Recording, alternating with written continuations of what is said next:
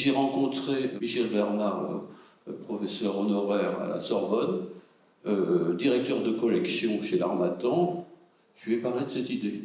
On dit on va essayer de faire les portraits d'une douzaine de bénévoles, ce serait pas mal, avec l'idée de départ que ce soit totalement diversifié, de tout âge, de toute origine, de tout milieu social, pour justement montrer que le bénévolat n'est ni l'apanage, je veux dire à ma façon toujours un peu directe, des dames patronesses de Versailles, ni celui des cadres supérieurs 16+. Pour montrer que ce n'est pas du tout les représentations qu'on peut en avoir, aussi diversifiées que possible. Et il m'a dit cette phrase superbe, avec ça, nous tenterons d'approcher le mystère de l'âme humaine. Au total, je ne vais pas raconter tout, mais ce bouquin, cet ouvrage, c'est l'œuvre d'au moins 50 personnes. Alors, il y a ceux qui sont là parmi les 23. Sandrine. Paulette. Eliane. Christine. Nathalie. Céleste. Nassoula. J'allais l'oublier. Rose. Alors. Je dirais que, curieusement, on n'a pas trop senti la gravité de la crise jusqu'à présent, à mon sens. Les vacances sont passées, tout va plus ou moins bien. Je crains franchement que ce soit devant nous et pas du tout derrière. Alors, c'est là où arrive la démocratie contributive. Et personnellement, j'utilise un autre terme. Je pense que nous avons besoin d'une démocratie de contribution et de partage. Alors, je vais expliciter ces deux termes, non sans vous dire que sans contribution et sans partage, nous tombons dans des dispositifs sociaux où l'État-providence ne peut pas être une sorte de supermarché aux droits sociaux. Ça ne peut pas fonctionner éternellement de cette façon-là. Il faut vraiment que les citoyens s'y collent, et encore une fois, mouillent leur chemise, aillent au charbon. Et le travail qui est rapporté dans ce très très bel ouvrage collectif que Dominique a si bien présenté est un merveilleux exemple de cela. Exemple qui me remplit d'ailleurs d'énormément d'humilité et me fait demander pourquoi je parle en ce moment. Mais une démocratie de contribution et de partage, c'est effectivement le fait que les citoyens s'impliquent, contribuent et partagent. Alors, j'utilise les deux termes personnellement parce qu'il peut y avoir de la contribution sans partage. Or, si je prends un autre exemple qui impose littéralement le partage, c'est l'exemple de l'environnement. Aujourd'hui, la crise environnementale ne sera pas résolue sans partage. Et le partage, c'est pas seulement le partage des biens, c'est le partage des maux, pardonnez-moi, c'est le partage des emmerdements, c'est le partage de la dégradation du climat, de la pollution, etc. Et il va falloir partager tout ça, il va falloir le partager à l'échelle nationale, et il va falloir le partager à l'échelle internationale, parce que les pays défavorisés ne pourront pas faire face à toute une série de problèmes, et nous le savons. Donc c'est vrai que quand j'ai eu vent de cet ouvrage, je ne suis pas sûr que ce soit le dernier de Dominique, hein, mais on peut peut-être en écrire d'autres ensemble, collectif qui plus est, contributif, je me suis dit que c'était une belle opportunité pour apporter notre contribution. Alors, moi je suis à l'engagement sociétal depuis 2 ans. Avant, j'ai fait 25 ans de conseil en accompagnement, changement et en organisation. Et quand je suis arrivé, on donnait de l'argent. Je suis content d'avoir cette capacité de pouvoir donner de l'argent à des projets associatifs. Donc l'idée, c'était d'apporter effectivement déjà à ces associations qu'on soutient financièrement des forces encore vives. Et quelle que soit la nature de l'engagement, on peut s'engager depuis chez soi. On l'a vu avec la crise de la Covid, il y a eu beaucoup de soutien à distance. Deuxième sujet, j'étais consultant. Je me suis dit, bon, on peut avoir de l'argent et des bénévoles, mais comment on organise aussi tout ça pour que ça fonctionne le mieux possible? Financièrement, certes, mais aussi en visibilité, en mutualisation de moyens, en créativité, etc. Donc, on a créé depuis 2 ans pas mal d'alliances et d'écosystèmes, et des fois, on les accompagne simplement, hein, puisque Adélis, issu du rapprochement de France Bénévolat Île-de-France et de Résolis, ça fait partie de ces alliances. Et moi, j'ai vu pendant la crise de la Covid, là, début mars, une opportunité à créer ce qu'on a appelé, vous pouvez le voir dans l'ouvrage, une coalition solidaire. C'est-à-dire que j'ai pris une douzaine de mes partenaires avec qui j'avais tissé des liens pendant 2 ans, un peu de confiance, dont France Bénévolat, mais aussi sur la thématique de l'engagement vendredi, qui est plutôt pour l'engagement des personnes salariées en mécénat de compétences. Et je repense à Athanas Périfan, donc créateur de la Fête des voisins. Je lui avais dit, mais le calendrier n'a pas permis cette actualité, d'axer la Fête des voisins du 18 septembre, vraiment sur chaque voisin, on peut aider quelqu'un dans la recherche d'emploi, en gardant ses enfants, en imprimant son CV, en lui prêtant sa voiture, etc. Bon, ça ne s'est pas passé maintenant, je pense qu'au printemps prochain, ma suggestion sera d'actualité malheureusement. Voilà, merci. Marie-Laure, tu veux ajouter quelque chose peut-être ? Je n'ai pas de gros sujets à ajouter à ce que Tristan a très bien exprimé. Déjà, peut-être juste remercier chacun et remercier Rose en particulier. Moi, j'ai juste avoir la joie en fait que j'ai eue. En fait, la joie que j'ai eue à effectivement commenter. On ne se connaît pas, hein, Rose, en fait, mais j'ai découvert quelques lignes et qu'est-ce que ça m'inspirait. Alors, moi, je suis tout le temps en contact avec des bénévoles. Je trouve ça extrêmement enrichissant. On s'apporte énormément. Et pour faire le lien peut-être avec ce que vous avez dit sur effectivement, cette crise du Covid, peut-être juste partager mon actualité qui est en fait comment mobiliser finalement des bénévoles dans cette période où finalement les mobiliser c'est presque leur faire prendre un risque. Et en même temps, où est le vrai risque? Est-ce que le vrai risque c'est la coupure sociale et de ne plus rien faire? Est-ce que c'est pas un risque plus grand que d'agir? Quelle est la vraie finalité? Est-ce que notre finalité c'est la santé en premier? Mais qu'est-ce que ça veut dire? Moi je me pose plein de questions sur ces sujets-là. Je pense qu'on a un vrai défi demain sur les bénévolats par rapport à cette crise Covid. C'est juste une porte ouverte sur une réflexion. Je n'ai pas grand-chose à ajouter à ce que Tristan a très bien exprimé sur les actions du groupe notamment. Je voulais remercier de cette invitation, féliciter toutes les contributrices et tous les contributeurs à cet ouvrage qui est, à mon avis, un élément important de valorisation du bénévolat pour le rendre, au-delà des approches théoriques qui sont importantes, aussi très concret et très ancré. Et je pense que les vidéos, j'ai vu du coup celle de vous, madame, de Rose, qui est très parlante, et je pense que c'est une démarche intéressante en complément du livre pour faire connaître cette action. Et l'activité donc de bénévolat, dire aussi que dans la période, effectivement ça a été dit, de crise sanitaire, il y a eu aussi un sursaut d'engagement et l'important c'est de voir comment ce sursaut va pouvoir être pérennisé ou pas. Je ne vais pas être trop long, mais je voulais donner un exemple d'un outil qui a été mis en place que vous connaissez peut-être au niveau de la ville de Paris lors de la mandature précédente, qui s'appelle le budget participatif. Et là nous prévoyons de le passer de 5% à 25%.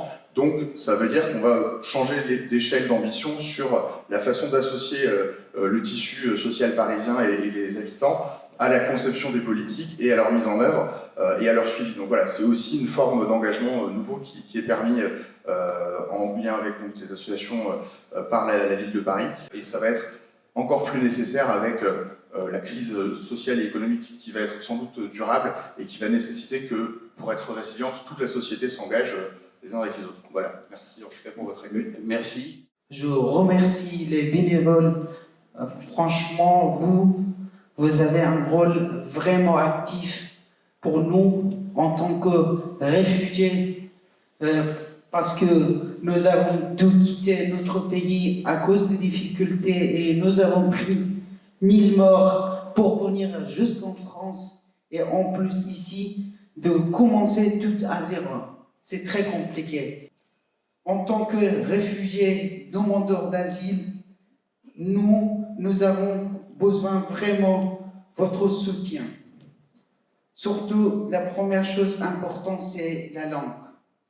Parce que si un réfugié ou un demandeur d'asile ou une demandeuse d'asile qui vient en France, qui ne parle pas du tout la langue, qu'il a déjà plein de difficultés dans la société, et du coup, c'est très compliqué de se débrouiller toute seule dans la société. Je sais qu'il y a des manquements de la part du gouvernement français, du coup, parce que moi, quand je suis arrivé, je dormais pendant 3 mois à peu près du canal Saint-Martin.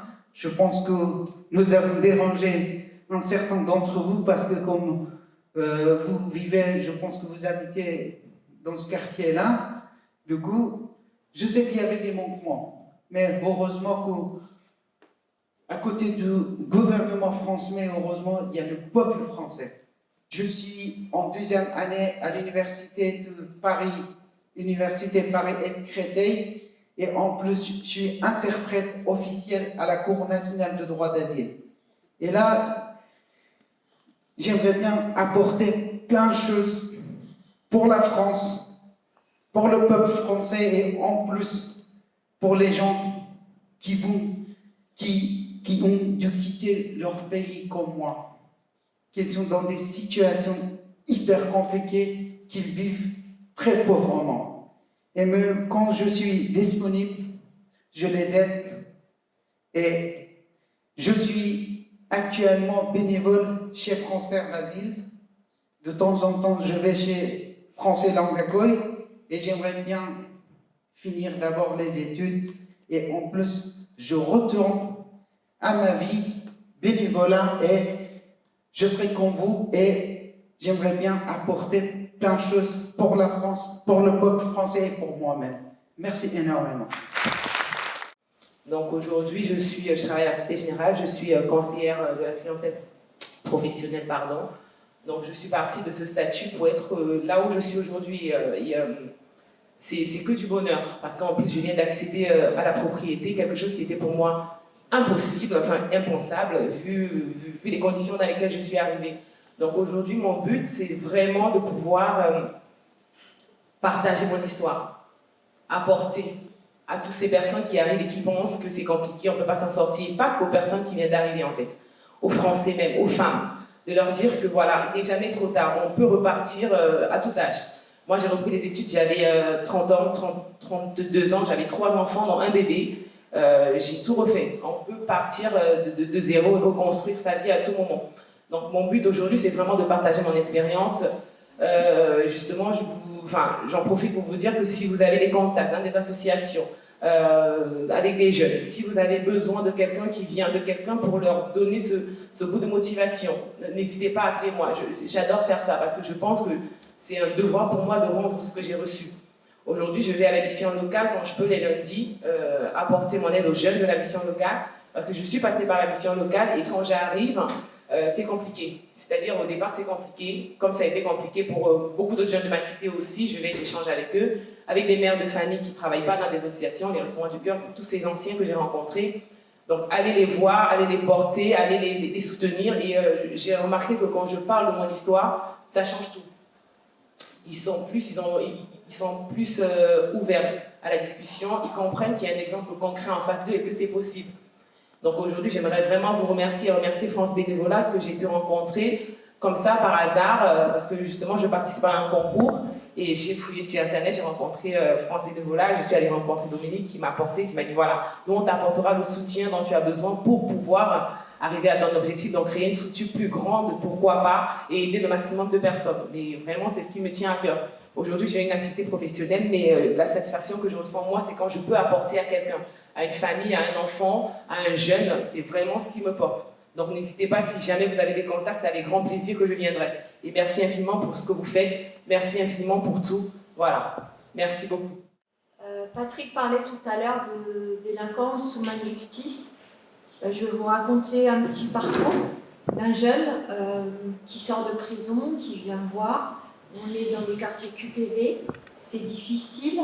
L'accueil des jeunes au départ a été très agressif. Bon, après, on s'y est fait, ça a marché. Et puis, ils viennent me voir. Et il y en a un qui me dit, moi, je vais être livreur de pizza. Il a 26 ans. Un séjour qui a été quand même compliqué en prison. Des tendances un peu radicalisées, on va dire. J'étais sur un quartier très compliqué. Et puis, on y va, on fait le pari de la pizza, parce que quand même, j'avais faim ce jour-là. Et je me dis, pourquoi pas. Et je le mets sur la grande école du numérique. Alors on teste, il y a 3 mois de coaching. Il y va pas, il n'avait jamais touché un ordinateur. Sauf que ce jeune, il est sorti major de sa promotion. J'en avais mis un deuxième qui était en prépa maths et qui avait abandonné. C'est celui qui n'avait aucun diplôme, qui n'avait rien, qui a tiré les autres vers le haut. Actuellement, les deux sont cadres dans des bonnes entreprises. Il m'a écrit une page aussi pour relater ce qu'on avait commencé à faire. Et maintenant, dans le quartier, c'est lui qui emmène les autres. Et Nathalie, elle dit à ces jeunes, tu as le droit de rêver. Tu as le droit de rêver. Parce que ces jeunes n'ont pas le droit de rêver.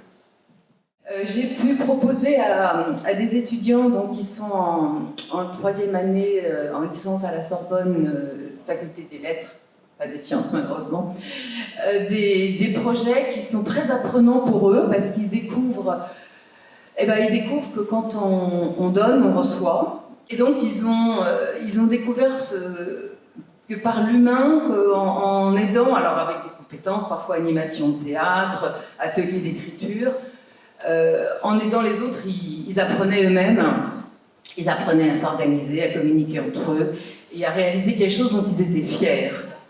Donc moi aussi j'essaye de leur dire de rêver, mais j'essaye de leur dire sachez ce que vous aimez, identifiez ce que vous savez faire et regardez ce que le monde vous demande.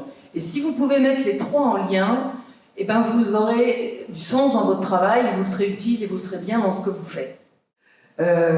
Sur les innovations sociales et tout ça, et sur la démocratie contributive, ce que je veux dire, c'est que vous, messieurs, qui avez un petit peu de pouvoir financier ou de pouvoir locaux, c'est très important, même si vous ne donnez pas beaucoup de sous, de nous soutenir, qu'on sent qu'on est dans une même démarche, dans une même logique.